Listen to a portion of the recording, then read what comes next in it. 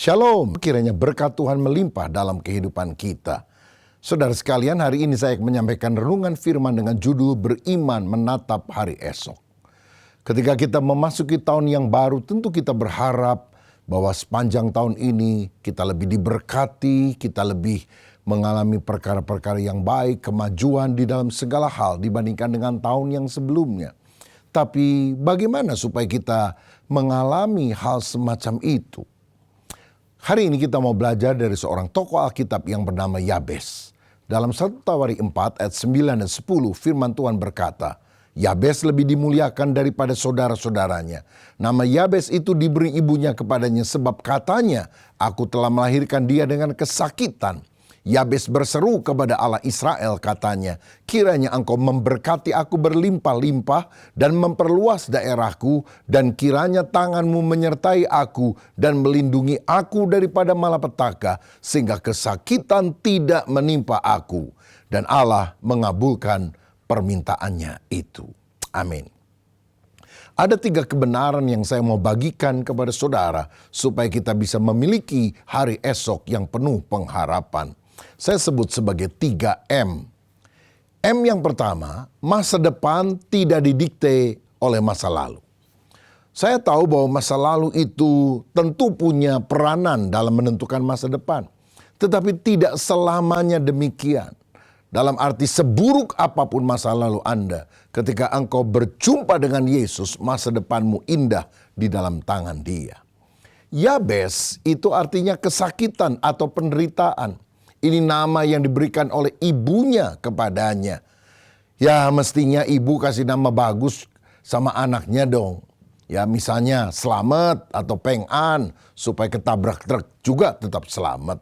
Ada yang bilang kalau orang tuanya campuran antara Sunda dan Rusia, nama yang paling cocok Cecep Gorbacep.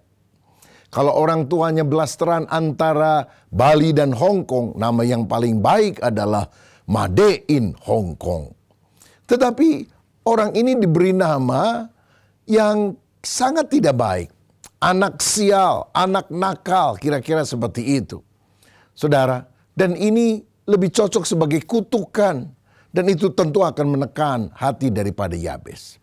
Saya teringat ada seorang anak yang dari sejak kecil suka dimarahin oleh orang tuanya.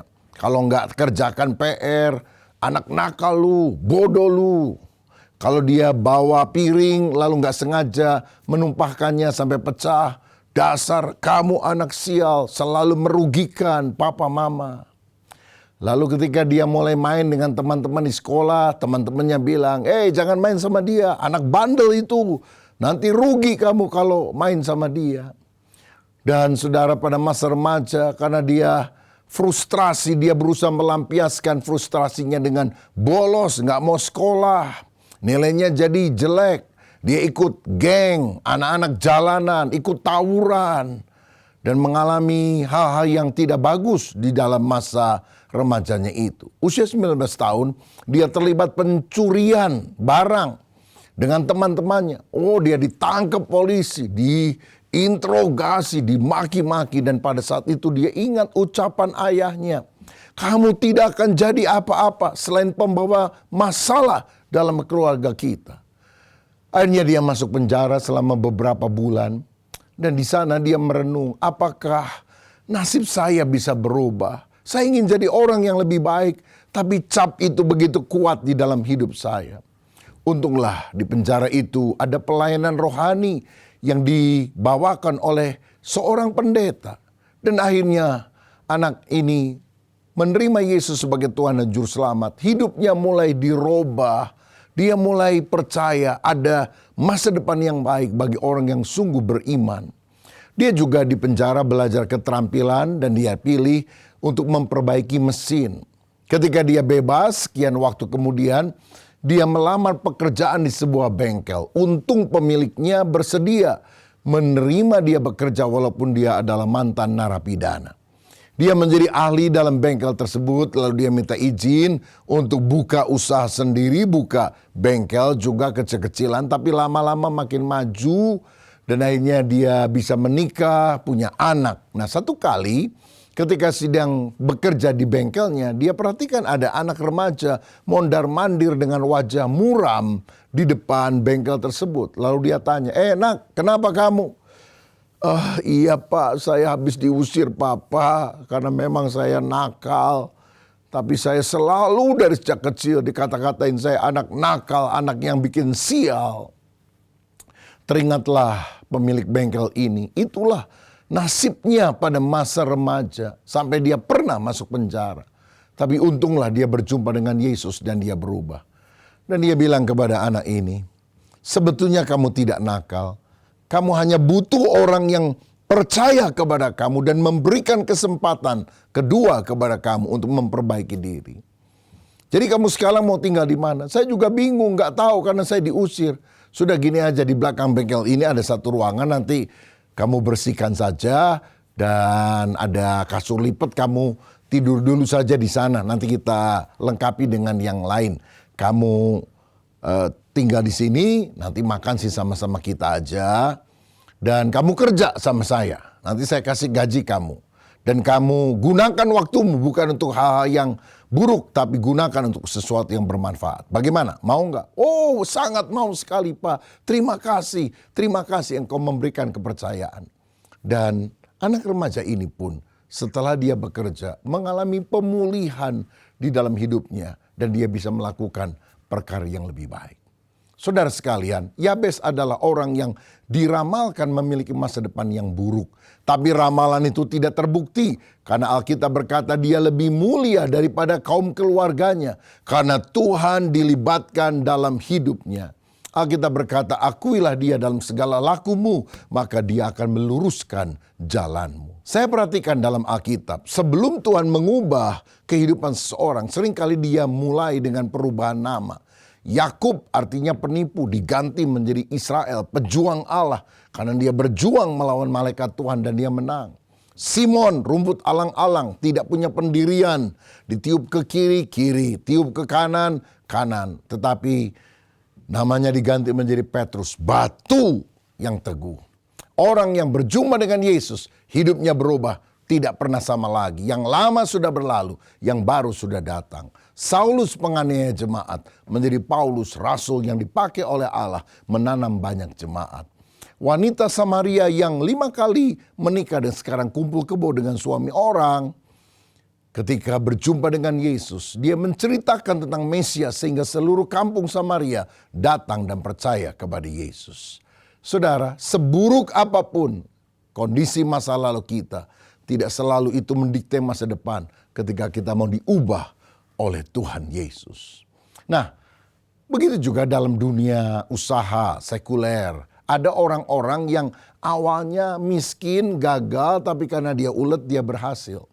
Colonel Sanders misalnya, dia memiliki bermacam usaha, tapi gagal, bangkrut, sial.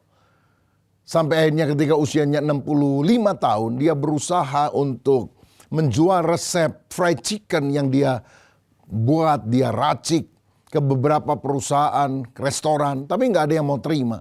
Akhirnya dia coba usahanya sendiri. Dari satu tempat yang kecil, lama-lama berkembang jadi banyak. Sekarang franchise ke seluruh dunia, Kentucky Fried Chicken.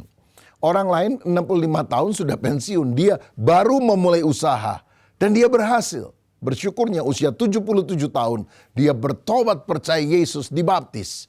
Oh, ini adalah anugerah Tuhan. Diberkati di dunia, dijamin masuk sorga.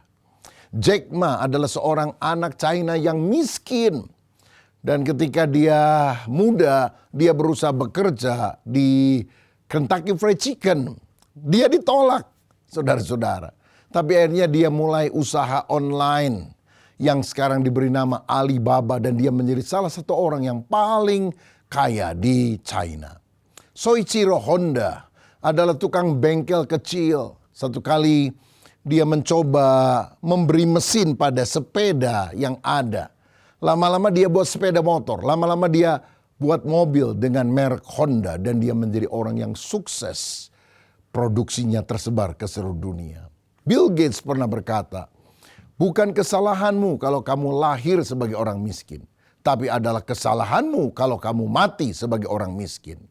Sebab sepanjang kehidupan Tuhan lebih banyak memberikan peluang, kesempatan kepada kita untuk mengembangkan diri kita. Seburuk apapun masa lalumu, ingat masa depan tidak selalu ditentukan oleh masa lalu. Ketika kita sungguh-sungguh berupaya mengubah kehidupan. Yang kedua, saudara sekalian, kalau kita ingin berhasil dalam kehidupan, kita harus mengandalkan Tuhan. Mengandalkan Tuhan menyebabkan nasib berubah. Saudara-saudara, di tengah ramalan tentang masa depan yang buruk, Yabes berdoa kepada Allah dan doa membalik keadaan. Musa pernah berdoa, laut merah terbelah menjadi dua. Daniel pernah berdoa, mulut singa yang akan menerkam dia menjadi terkatup. Yesus berdoa, 5 roti dan 2 ikan mengenyangkan 5.000 orang, sisanya 12 bakul. Yesus berdoa pula, Lazarus yang mati dibangkitkan. Kalau saudara berdoa, saya percaya mujizat masih terjadi. Doa orang yang benar bila dengan yakin didoakan sangat besar kuasanya. Nah, ada 4 unsur dari permohonan doa Yabes yang kita perlu teladani. Yang pertama, dia minta berkat Tuhan. Dia berkata, berkati aku berlimpah-limpah. Dia tidak hanya berkata, berkati saya, tapi berkati saya berlimpah-limpah. Artinya, kalau Tuhan mau memberkati saya, gede-gedean aja sekalian. Karena nggak ada susahnya buat Tuhan mengabulkan doa kecil, sedang, atau besar. Tapi buat kita ada perbedaan. Saudara minta kecil dapat kecil. Saudara minta sedang dapat sedang. Saudara minta besar, Tuhan akan kasih perkara yang besar di dalam hidup kita. Bahkan Allah senang mengabulkan doa-doa yang besar di hadapannya. Karena apa? Itu berarti kita menghargai Tuhan. Coba bayangkan, seandainya saudara setelah Donald Trump dilantik menjadi presiden, ini kali kedua Donald Trump jadi presiden Amerika Serikat. Saudara berupaya menulis surat dan sebagainya supaya bisa ketemu Donald Trump. Setelah sekian lama, saudara diberi kesempatan ketemu sama Donald Trump. Dan waktu engkau ketemu, Donald Trump bilang, kamu jauh-jauh dari Indonesia, minta ketemu saya. Ada yang penting? Oh, penting sekali. Pak Presiden dari negara yang sangat luar biasa, Amerika. Kamu mau minta apa? Kalau boleh saya minta pisang goreng 1 aja. Kira-kira Donald Trump gimana? Mungkin marah, kurang ajar ya. Saya presiden adidaya, adikuasa. Kamu mintanya pisang goreng, itu sama tukang di pinggir jalan aja bisa. Allah senang untuk mengabulkan doa-doa besar ketika kita melakukannya dengan iman. Karena itu berkata, berkati aku berlimpah-limpah. Bukan untuk kesombongan kita, bukan untuk keserakahan kita, tapi melalui hidup kita, nama Tuhan dipermuliakan dan kita diberkati untuk jadi saluran berkat yang besar bagi banyak orang. Jangan jadi Kristen sumur, tapi jadilah Kristen sungai. Kalau sumur dapat air, mampet di sana, nggak dialirkan. Tapi kalau sungai, terima berkat, mengalirkan berkat. Yang kedua, Yabes minta perluasan dari Tuhan. Perluas daerahku, teritoriku, biar aku bisa menjejaki tempat-tempat yang selama ini aku belum pernah pergi. Dan aku bisa diperluas kapasitasnya. Ini bicara soal hati yang besar, visi yang besar. Dan saya percaya kalau kita minta perluasan dari Tuhan dalam kedaulatannya, Tuhan juga akan mengabulkan permintaan kita. Saudara sekalian, saya lahir di Surabaya, besar di Tasikmalaya, lalu mulai melayani dalam pujian, renungan, sampai kemudian saya sekolah Alkitab dan kembali ke Tasik. Lingkup pelayanan saya lebih banyak di kota kecil itu. Tapi ketika saya berdoa supaya Tuhan memperluas kapasitas, Tuhan membuka pintu kesempatan sehingga saya banyak kali berkhotbah di berbagai kota, di hampir seluruh provinsi yang ada di Indonesia. Bahkan Tuhan membuka kesempatan pelayanan untuk saya khotbah di Amerika Serikat, khotbah di beberapa negara Asia, ke Australia, ke Kanada, ke Eropa, ke berbagai tempat yang lain. Saudara, bukankah itu bicara soal perluasan ketika kita punya visi yang besar? Ada pengurus jemaat yang mulai usahanya membuka 1 toko di Bandung. Kemudian 2 toko, 3 toko, sekarang puluhan kota besar dan kota sedang di Indonesia. Dia punya counter daripada toko-toko tersebut di banyak tempat. Kita berdoa supaya Tuhan melakukan perluasan. Yang ketiga, Yabes minta penyertaan Tuhan. Kiranya tanganmu menyertai aku. Saudara, jangan pegang tangan Tuhan, tanganmu akan lemah dan kau bisa melepaskannya. Minta tangan Tuhan yang kuat memegang saudara dan dia akan membawa pada keberhasilan. 1000 tangan bisa menarik kita ke bawah. Cukup 1 tangan untuk menarik kita ke atas. Itulah tangan Tuhan yang perkasa. Minta tangan Tuhan menyertai kita, bicara soal perkenanan Tuhan, anugerah Tuhan di dalam hidup kita. Dan saya percaya penglihatan kita terbatas, singkat, tapi penglihatan Tuhan sangat luas. Bahkan sebelum kita ngerti, tahu, Tuhan sudah tahu puluhan atau ratusan tahun sebelumnya, bahkan sebelum kita ada, saudara. Saudara sekalian, pada waktu saya menyelesaikan pendidikan saya di Seminari Bethel Petamburan tahun 1987, usia saya waktu itu baru 23 tahun. Lalu kemudian saya dipanggil oleh pendiri, founder daripada GBI yang juga adalah ketua sinode pada waktu itu dan juga rektor dari Seminari Bethel Petamburan. Kamu lulus, nilainya bagus, tapi tahun depan kamu sekolah ya, ambil S2 di Amerika Serikat.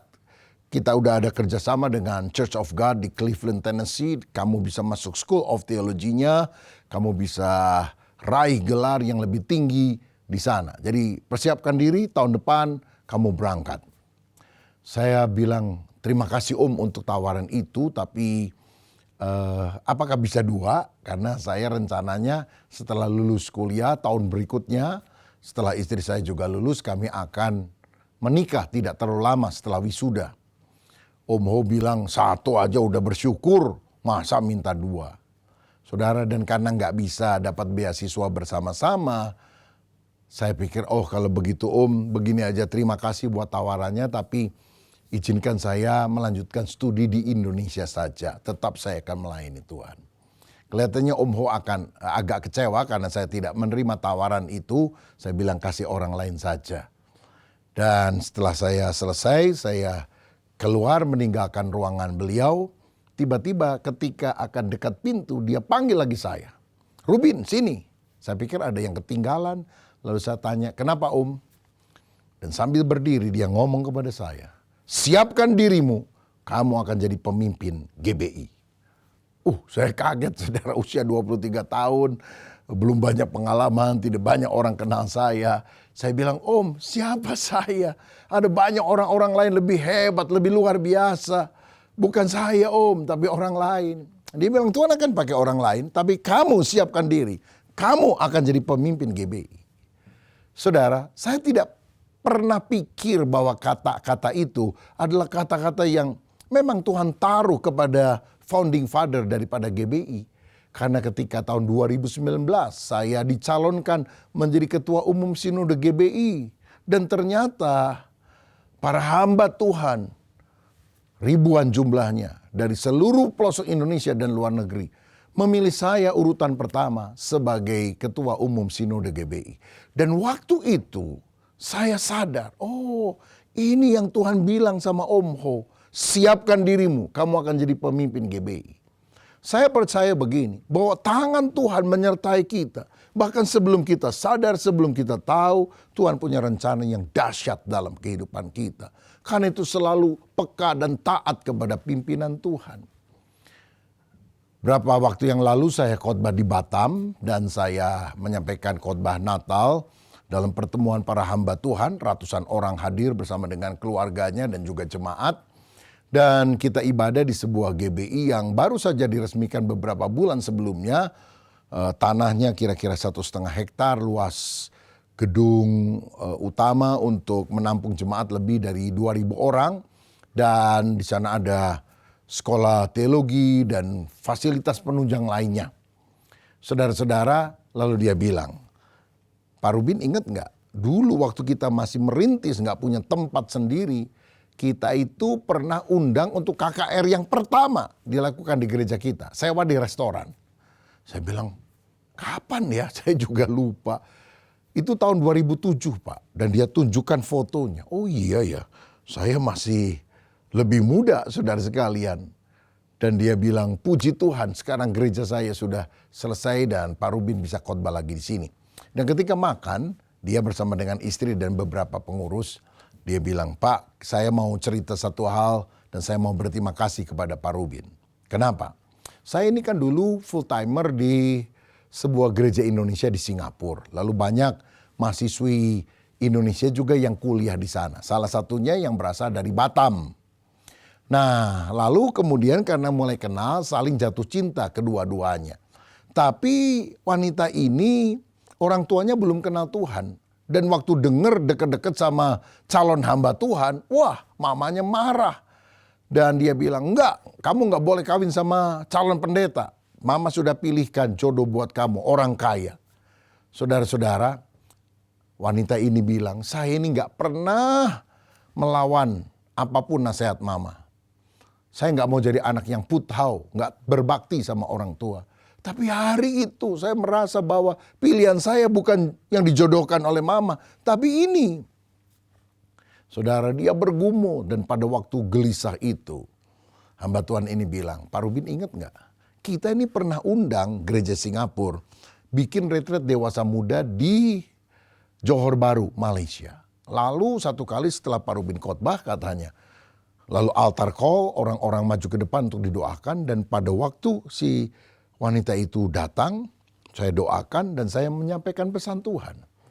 Keputusan yang kamu ambil sudah tepat. Jangan goyah, tetap maju. Tuhan akan membuka jalan bagimu. Dan saudara, pada waktu dia masih bergumul, Tuhan, saya sudah suka sama ini calon hamba Tuhan. Tapi gimana? Apakah saya melanggar orang tua? Firman itu datang, keputusan kamu sudah tepat, jalan terus. Akhirnya kami nikah Pak. Oh ya? Wah saya godain. Wah kalau saya ngomongnya lain, keputusan kamu salah, robah. Kamu gak akan nikah nih ya. Sekarang gimana, nyesel gak? Ya nyesel gimana, anak udah 4 katanya. Saudara, dari sini kita melihat, langkah hidup kita itu diatur oleh Tuhan. Bahkan ketika kita belum tahu, belum sukses, Tuhan sudah merancangkan masa depan yang baik buat kita. Berdoa, berserah kepada Tuhan. Saya percaya rancangan Tuhan untuk hidup saudara luar biasa. Dan saudara akan diberkati oleh Allah secara dahsyat. Doa yang keempat, minta perlindungan Tuhan. Kiranya engkau melindungi aku dari malapetaka sehingga kesakitan tidak menimpa aku. Ini adalah doa seperti yang diajarkan Yesus, doa Bapa kami.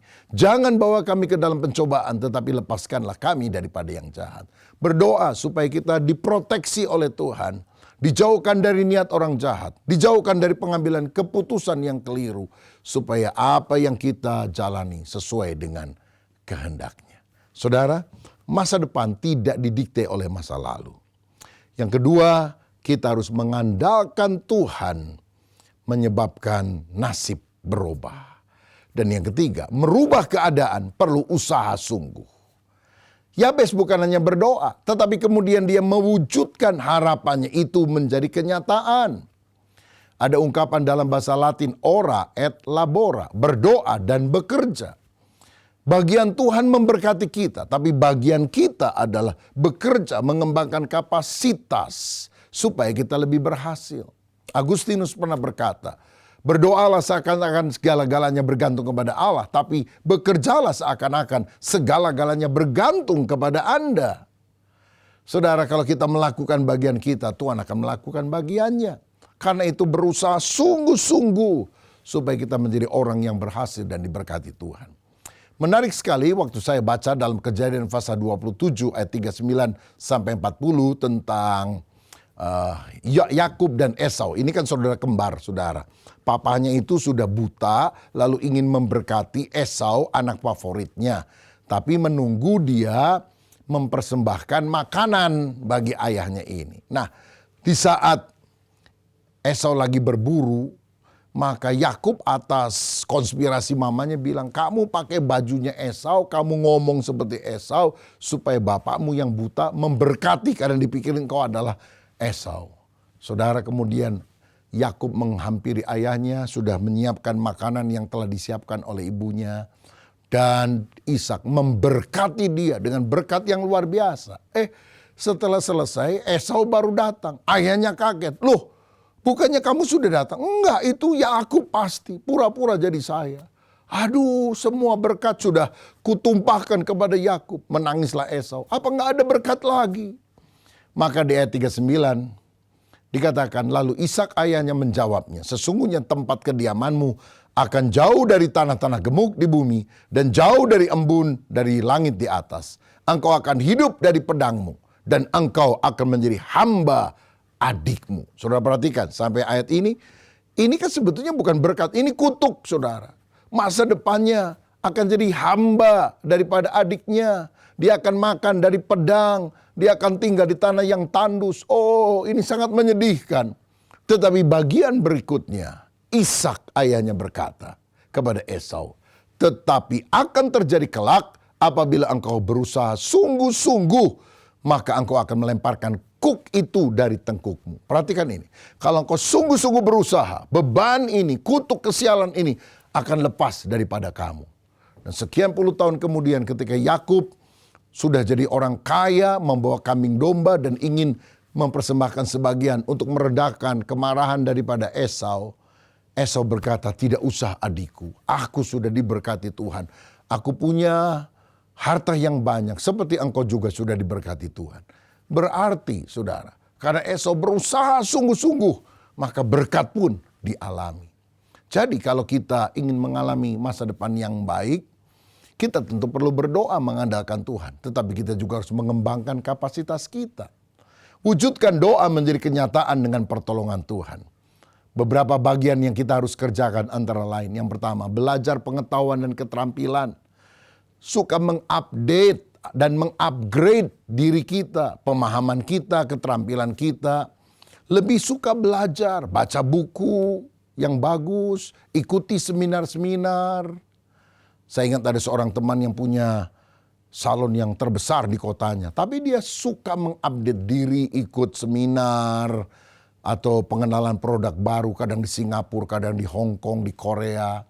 Saya tanya, udah paling sukses di kota kok masih belajar terus? Oh iya, kalau enggak kita ketinggalan dan disusul sama yang lain. Oh, sikap yang sangat baik sekali. Saya ingat saudara, di gereja yang saya layani, tiap Sabtu itu ada ibadah senior club atau lanjut usia. Biasanya jam 9, setengah 11 selesai. Tapi satu kali sampai setengah 1, itu para lansia, om dan tante, opa dan oma, nggak mau keluar dari ruangan ibadah. Saya pikir, ada apa ya? Rupanya hari itu ada pelatihan dari para mahasiswa UPH di Jakarta sebagai bakti kepada masyarakat untuk mengajarkan sesuatu yang bersifat digital. Jadi lansia itu diajarin saudara sekalian. Gimana pesan makanan secara online, gimana pesan mobil untuk mengantar ke sana kemari, gimana mengisi saldo dan sebagainya. Oh, mereka antusias sekali. Dia bilang, aduh saya ini sering kali pengen ke gereja, pengen ke sana sini. Tapi nungguin anak gak pulang-pulang. Mau beli makanan, tuh lansia kan kadang banyak uangnya juga saudara sekalian. Tapi aduh gimana ya masa nitip sana sini. Oh sekarang saya bisa belajar, bisa beli dari mana saja secara online. Bukankah kita harus mengupgrade diri kita saudara? Lalu yang kedua, kita harus berani melangkah dari hal yang kecil. Usaha dari hal yang kecil harus dirintis sampai sukses. Dream big, start small. Mimpikan perkara yang besar, tapi jangan remehkan hal yang kecil. Mulai dari hal yang kecil. Dan yang ketiga, engkau bertekun sampai berhasil. Ulet, gigi, pantang menyerah. Maju tak gentar, karena gentar tak maju. Presiden kita sekarang, Bapak Prabowo Subianto, adalah orang yang banyak kali mengalami kegagalan dalam hidupnya. Dia pernah gagal mencalonkan diri dari Golkar. Karena yang diusung untuk menjadi calon presiden adalah Bapak Wiranto. Ternyata Golkar kalah, saudara. 5 tahun kemudian dia pengen jadi presiden, ternyata harus bergandengan dengan Ibu Megawati. Ternyata yang jadi calon presidennya Ibu Mega, Pak Prabowo hanya wakilnya. Itu juga kalah dari Pak SBY, Susilo Bambang Yudhoyono. Lalu kemudian mencoba lagi untuk menjadi calon presiden. Kali ini kalah dari Pak Joko Widodo. 5 tahun kemudian berupaya lagi jadi presiden. Kalah lagi dari Pak Joko Widodo. Tapi akhirnya melalui kegagalan, kalau bertekun ulet, akhirnya Prabowo Subianto menjadi presiden Indonesia. Saudara, saya percaya esok penuh dengan harapan, beriman masa depan yang cerah ada di depan kita. Karena itu sadar 3 hal. Masa depan kita tidak didikte oleh masa lalu. Mengandalkan Tuhan sanggup mengubah nasib kita. Yang ketiga, untuk mengubah keadaan kita harus berusaha sungguh-sungguh. Dan kalau kita melakukan bagian kita, Allah akan melakukan bagiannya. Siapa di antara kita yang hari ini mau berkata, Tuhan berkati aku memasuki tahun-tahun yang akan datang ini dengan kemenangan yang berasal dari Tuhan. Kalau engkau mau berdoa seperti Yabes, kiranya engkau memberkati aku berlimpah-limpah. Kiranya engkau memperluas daerahku.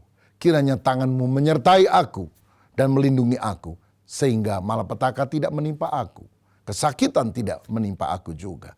Dan Allah mengabulkan permintaannya itu. Allahnya Yabes adalah Allahnya kita yang kita kenal dalam nama Yesus. Mari berdoa agar Tuhan memberikan kemenangan bagi kita.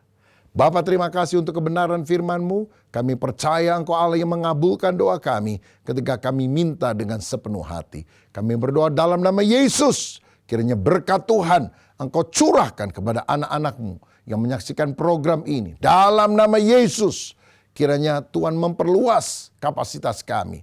Memberkati dengan limpah. Tangan kemurahan Tuhan turun atas kami, memberkati kami. Dan malapetaka, kesakitan tidak menimpa kami.